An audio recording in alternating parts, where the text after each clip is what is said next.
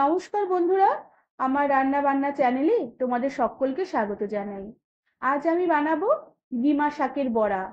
প্রচন্ড গরম পড়েছে, আর এই গরমে গিমা শাকের বড়া খাওয়া আমাদের শরীরের পক্ষে ভীষণ উপকারী। আর যেহেতু এই গিমা শাকের স্বাদ একটু তিতকুটে হয়, তবে আমি যেভাবে বড়াটা বানাবো সেভাবে বানালে একটু তিতে ভাব থাকবে না। রেসিপিটি তোমাদের সম্পূর্ণ দেখার অনুরোধ রইল। আমি এখানে শাকের আগাগুলোকে বেছে নিয়েছি, শুধু আগাগুলোকে নিয়েছি। আর শাকগুলোকে বেশ ভালো করে ধুয়ে নিয়ে জল বেশ ভালো করে ঝরিয়ে নিয়েছি। এবার এই বাছা শাকগুলোকে আমি একটু কুচিয়ে নেব। যেহেতু বড়া বানাবো, একটু কুচিয়ে নিলে খেতে বেশ ভালো লাগবে। এবার সমস্ত শাকগুলোকে বেশ ভালো করে আমি কুচিয়ে নিয়েছি। এবার এই কুচিয়ে নেওয়া শাকগুলোকে আমি একটি বাটিতে নিয়ে নিলাম। আর এই শাকের মধ্যে আমি 1 চিমটির মতো নুন ছড়িয়ে দিলাম। আর এই নুন দিয়ে শাকগুলোকে বেশ ভালো করে একটু মাখিয়ে নেব। মাখিয়ে কিছুক্ষণ এভাবে রেখে দেব। এতে শাকের যে জল আছে সে জলটা বেরিয়ে আসবে, সঙ্গে শাকের যে তিতকুটে ভাবটা সেটাও বেরিয়ে আসবে। আর এরপরে আমি লম্বা লম্বা করে আমি দুটো মিডিয়াম সাইজের পেঁয়াজ কুচিয়ে নিয়েছি। আর পেঁয়াজের মধ্যেও আমি সামান্য একটু অল্প করে একটু নুন ছড়িয়ে দিলাম। নুন দিয়ে আমি পেঁয়াজগুলোকে বেশ ভালো করে মাখিয়ে নেব, যাতে পেঁয়াজগুলো একটু নুন দিয়ে মাখাতে মাখাতে নরম হয়ে যায়। কিছুক্ষণ পেঁয়াজগুলোকে নুন দিয়ে মাখিয়ে চটকে নিয়েছি, পেঁয়াজগুলো দেখো বেশ ভালো করে নরম হয়ে গেছে। এবার যে শাকের মধ্যে নুন মাখিয়ে রেখেছিলাম, সেই শাকগুলো বেশ অনেকটাই নরম হয়ে এসেছে। এবার এই গিমার শাকগুলোকে বেশ ভালো করে আমি নিংড়ে নেব। গিমার শাকগুলো বেশ ভালো করে নিংড়ে নিয়ে যতটা পারবো জল আমি বের করে নেব, যাতে এর যে তিতকুটে ভাবটা বেরিয়ে যায় আর শাকের বড়াগুলো খেতে বেশ ভালো লাগে। সমস্ত গিমা শাকের জল বেশ ভালো করে নিংড়ে বের করে নিয়েছি। আর এর মধ্যে আমি পেঁয়াজের মধ্যে শাকগুলোকে এবার রেখে দিলাম। দেখো নুন দিয়ে শাকটা চটকে নেবার জন্য কতটা জল বেরিয়েছে। আর এই যে গিমা শাকের যে তিতো জলটা বেরিয়ে গেল, এবার শাকের যে বড়াটা ভাজবো খেতে একটু তিতো লাগবে না।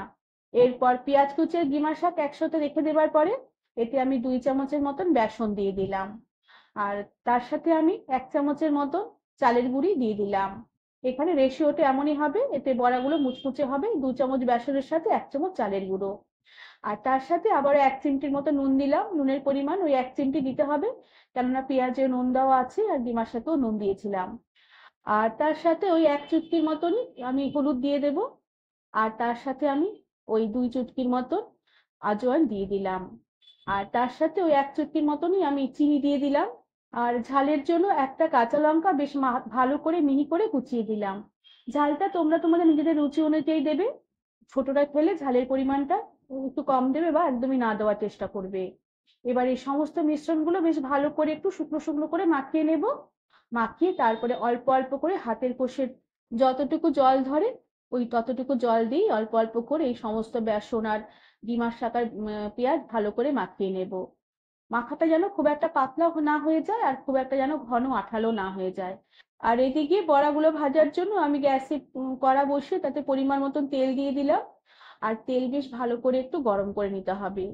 তেল বেশ ভালো করে গরম করে নেওয়ার পরে গ্যাসের আঁচ একদম মিডিয়াম করে দেব।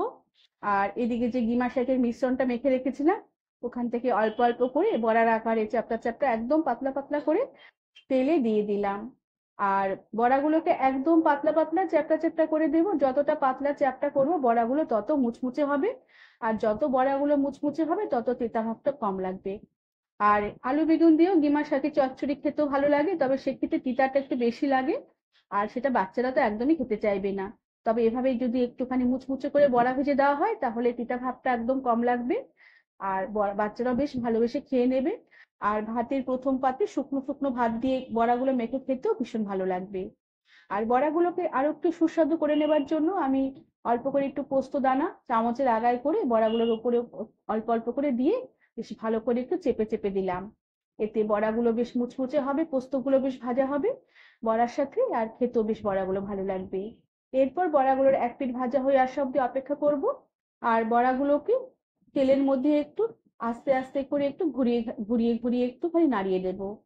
এরপর বড়াগুলোর এক পিঠ ভাজা হয়ে এলে আমি সাবধানে বড়াগুলোকে আরেক পিঠ উল্টে দিলাম। আর গ্যাসের আঁচ কম করাই থাকবে। আর গ্যাসের আঁচ কম করে বড়াগুলোকে ভাজলে বড়াগুলো বেশ মুচমুচে হবে। সমস্ত বড়াগুলোকে আরেক পিঠ উল্টে দিলাম। আর এইভাবে বড়াগুলো দু পিঠ বেশ ভালো করে মুচমুচে করে ভেজে নেব। আর বড়ার দু পিঠ বেশ ভালো লাল করে ভাজা হয়ে এলে এরপর বড়াগুলোকে যখন নামাবো তখন গ্যাসের আঁচ একদম বাড়িয়ে নেব। আর গ্যাসের আঁচ বাড়িয়ে বড়াগুলোকে তেলের মধ্যে বেশ কিছুক্ষণ একটু এই 30 সেকেন্ডের মতো নেড়ে চেড়ে নেবো। তবে খেয়াল রাখতে হবে গ্যাসের আঁচ বাড়িয়ে নাড়াচাড়া করার সময় বড়াগুলো যাতে পুড়ে কালো না হয়ে যায়। কম আঁচে বড়াগুলো ভাজার জন্য যতটা তেল বড়াগুলো অ্যাবজর্ব করে নিয়েছিল, গ্যাসের আঁচ বাড়িয়ে দেবার পরে সমস্ত তেল বড়াগুলো ছেড়ে দেবে। এরপর আমি গ্যাসের আঁচ বন্ধ করে দেব আর সমস্ত বড়াগুলোকে কড়ার খুন্তি দিয়ে কড়ার এক সাইডে কিছুক্ষণ রেখে দিয়ে তেলটাকে একটু নিংড়ে নেব। আর সমস্ত তেলগুলো বেরিয়ে গেলে এবার বড়াগুলোকে একটু প্লেটের মধ্যে করে সার্ভ করে দেব। বন্ধুরা, এভাবে তোমরা ডিমা শাকের বড়া সহজেই বানিয়ে নিতে পারবে। আর এইভাবে বানালে একটু তিতা লাগবে না, ছোটরাও ভালোবেসে খেয়ে নেবে। আজ তাহলে আসি। ধন্যবাদ বন্ধুরা।